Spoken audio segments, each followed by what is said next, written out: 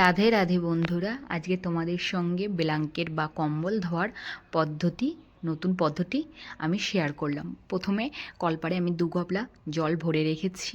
তারপর কম্বল ধুতে অনেকটাই জল লাগে, তার জন্য এক্সট্রা 2 গামলা ভরে রেখেছি।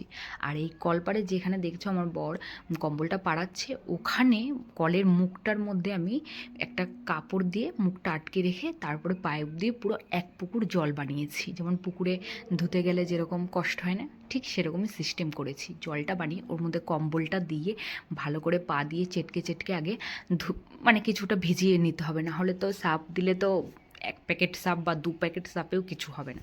ওর জন্য আমি ভালো করে আগে বললাম আমার বরকে ভিজিয়ে নাও, তারপরে ভেজানো হয়ে গেলে ওর মধ্যে সার্ফ দিতে হবে।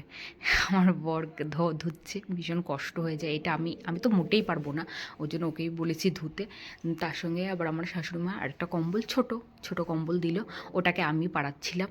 ওর মানে কলপাড়ের জল খানিকটা বের করে দিয়ে তার মধ্যে কিছুটা সার্ফ দিয়ে এবার কম্বলটাকে ওই সার্ফের জলে আবার পাড়াতে হবে সুন্দরভাবে।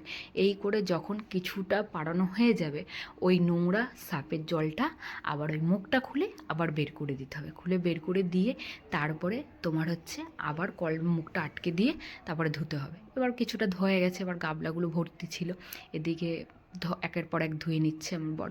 এদিকে কল পাইপ দিয়ে জল যাচ্ছে, অতটা জল তাড়াতাড়ি যায় না, তাও আমার বর আবার একটু কল চেপে নিল। এদিকে আমার ভিডিও করছে আমার ছেলে।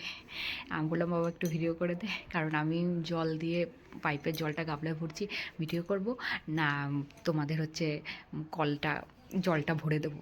ওকে, তার জন্য আমার ছেলেকে বলেছি, ছেলে করে দিয়েছে।